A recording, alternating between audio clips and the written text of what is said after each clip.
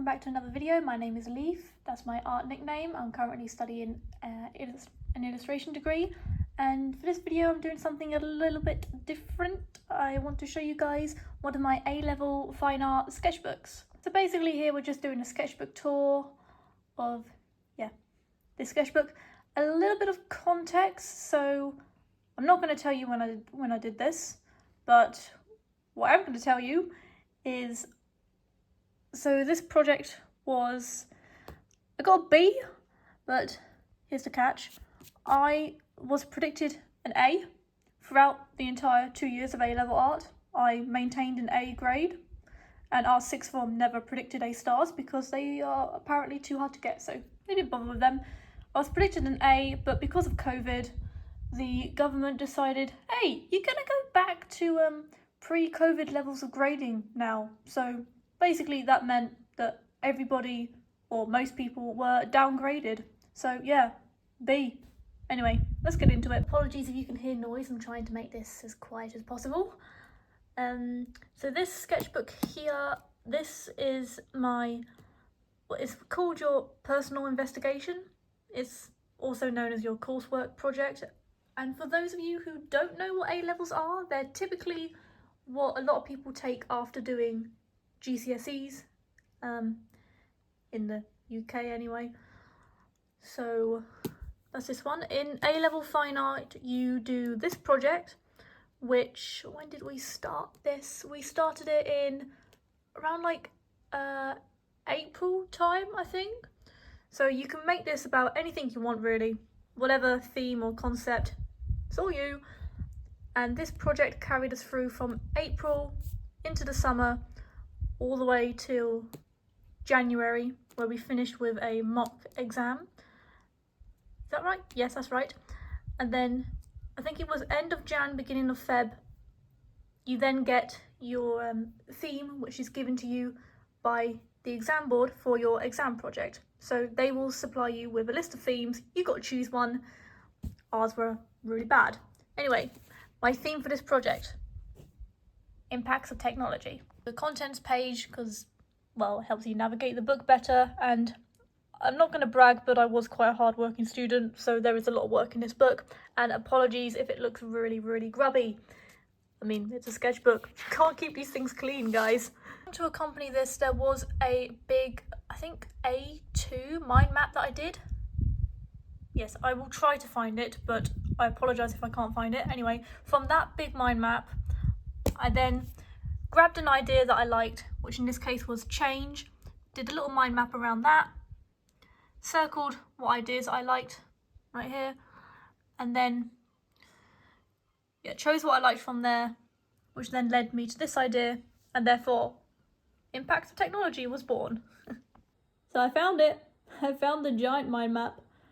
So this was actually the very first theme that I chose, absence and presence. So from that, I chose an idea, made a smaller mind map, then an idea from that mind map to technology, which then got me Impacts of Technology. So yeah, I'm glad I've finally found that. Mind map is a typical way to start your idea generation. You could also do a mood board. This is also really good for just gathering research and exploring more ideas and gathering inspiration. They wanted us to annotate it, hence why there's yellow strips everywhere. It kind of felt a bit pointless, to be honest, but yeah. Okay, so moving on to my first artist research, I decided to look at this painter called David Cambria. I still feel like I missed a letter in his name somewhere. Oh well, I'm just going to talk about artist research because although it is very boring, and you might have even skipped this part so far, it is still very important. So I'm just going to briefly talk about the different sections. Yeah, if you want a high grade, this is what you have to do. I apologise. So first bit here, this is about context. So I'm talking about the artist, who he is, what he did. Basically. Just don't include silly things like what he ate for tea one night. Nobody cares. This next bit here is all about formal elements, so all the visual stuff, colour, texture, composition, those sorts of things. Here is about what he used. I think you can pause these and have a read if you want. I hope I'm saying the right stuff, but yes, this is me talking about his materials. Oh, and include quotes as well. I don't know if here I was talking about a specific piece, I can't remember. Moving on. Oh, you can talk about the atmosphere and the mood that the work gives off. Okay, that's me talking about a specific piece in that one. Okay. Oh yeah, and talk about how they link to your work. So basically, sorry, why are you looking at this person? How are they relevant? Because that's also really important, and add your opinion as well. To take that all further, you could look into their own inspiration. So basically, put research into your research, you know, who or what inspired this guy. Okie dokie. Artist research is not the only bit of research that you should do. You should look into your topic as well, gather some facts or statistics, watch some videos, or even go out and do your own primary research. Finally, some artwork. This was the first sort of experiment that I did. Some kind of abstract portrait in graphite. I'll just show you some of that now. Yeah, damn. Some of this is cringy. I have not missed A-levels. Another artist. This person specialised in like charcoal portraits. Here I did some copies on different paper. I think this was normal paper. This was watercolour. Okay, that's not paper, that's cloth. And that one on brown paper. So here, okay, bit of context. This was the first time that I had drawn a portrait in charcoal, and the first time that I had drawn hands.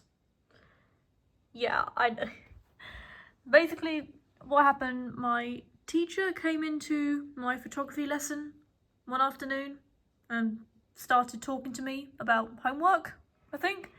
And she was like, hey, you could do like a portrait and include the hands. And I think at that point I was just really tired and didn't want to argue. So that's what I did. I do quite like the hands, I think they're good. That's all. Here is a quick photo shoot. I can't remember how it links, but we're moving on. And there's David Hockney. Right, this is how it links. Okay, another kind of abstract portrait going on here. Yeah, again, plain in charcoal. And you have to annotate everything you do. It's really important to just write down what you're doing, why you did it, how it links, what you used, etc. It's just really important that you do that. They very much like it. More photo edits. Okay. Another artist research. Started looking into how I could physically manipulate things. These different eyes in charcoal. Started moving them about. I think I had the idea of like bars or something. Can't remember. This probably explains it more. Noticed by now that I don't enjoy using a lot of colour in my work. I was going through a big charcoal phase, but here we are just physically distorting and manipulating these eyes, cutting them up, moving them about, messing with them. Obviously, yeah, these are all just photos. I was dropping strips of paper for some reason. Yeah, well, it's fine art, we're moving on. Further distortion. Made these little cubes.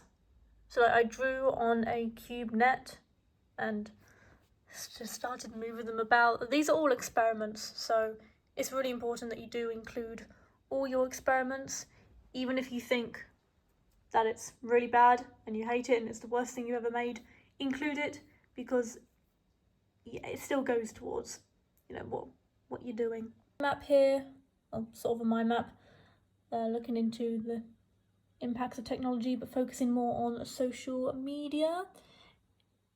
And I took 3 of the ideas further, did some little sketches and annotations.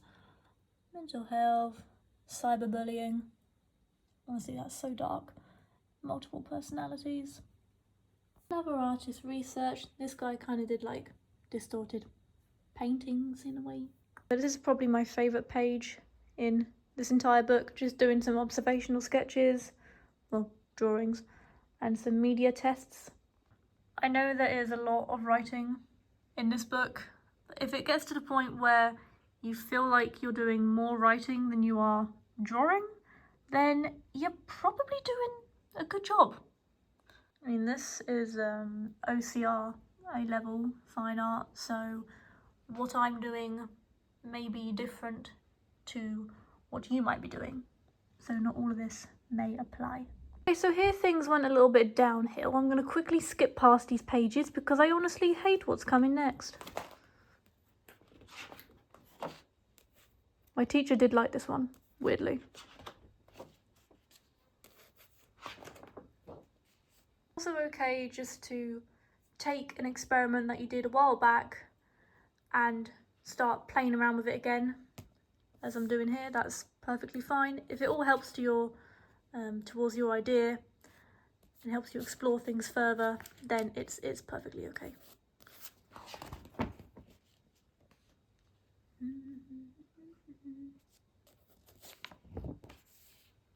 Ooh, hello.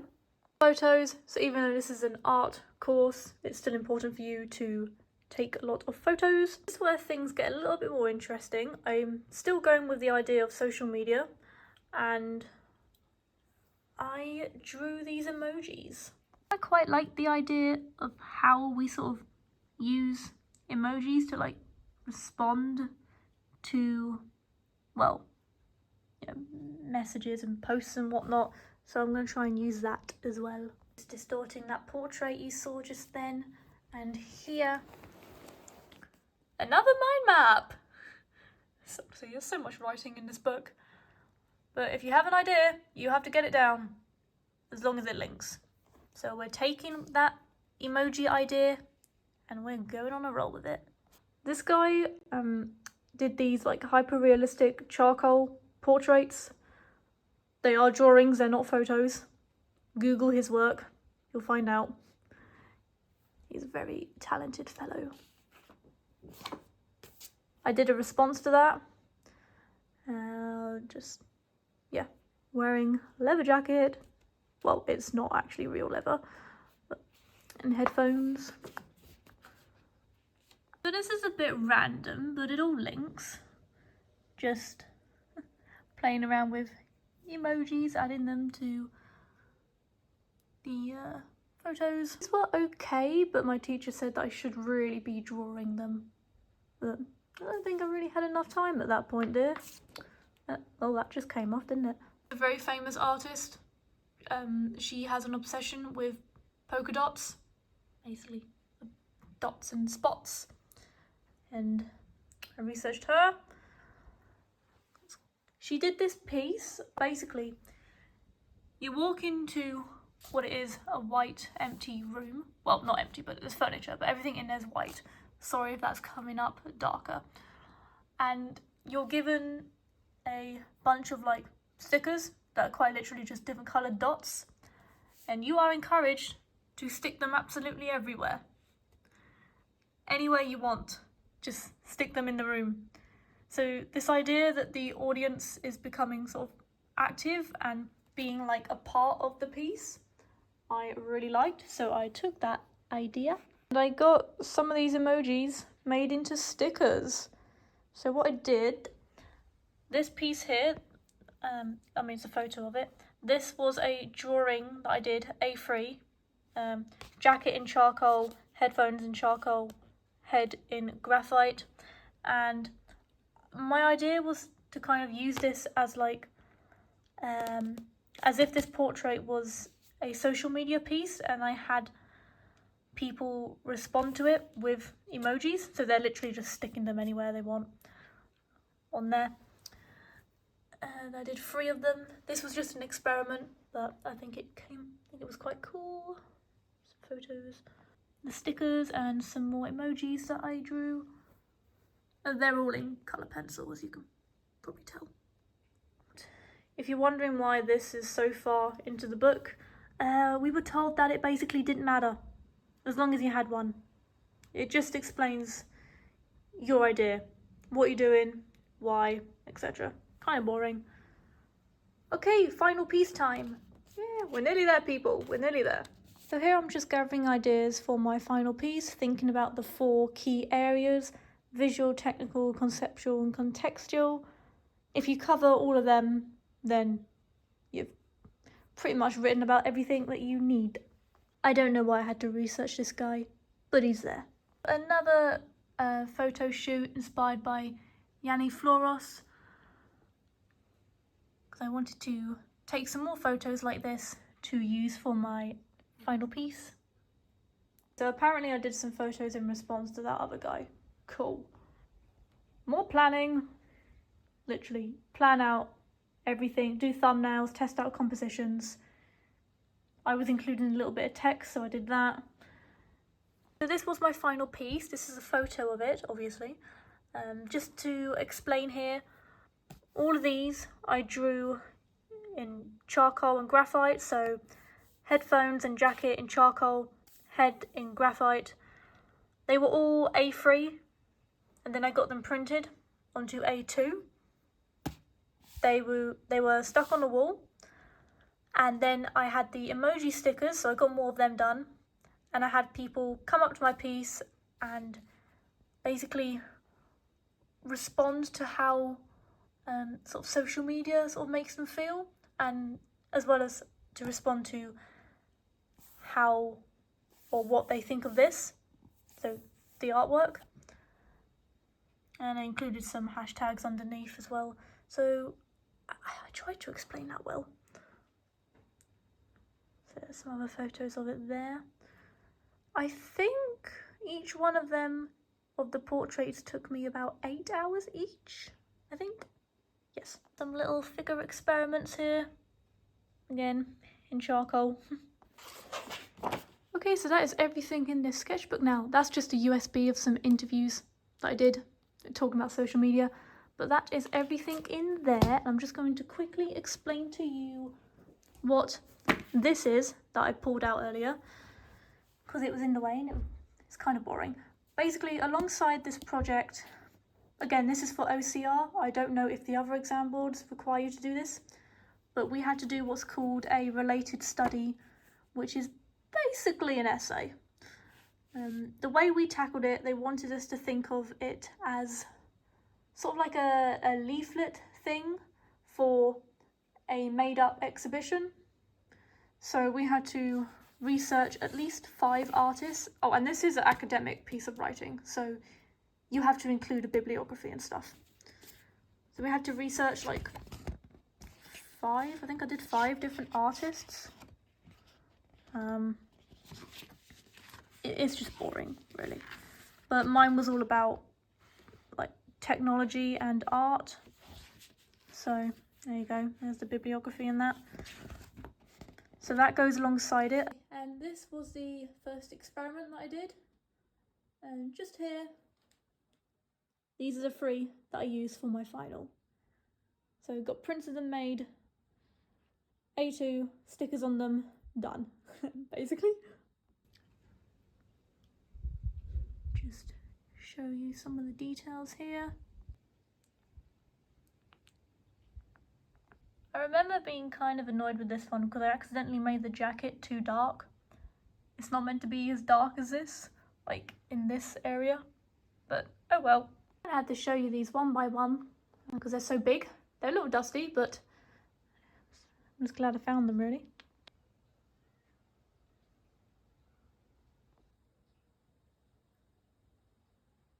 Okay, so that brings me to the end of this video.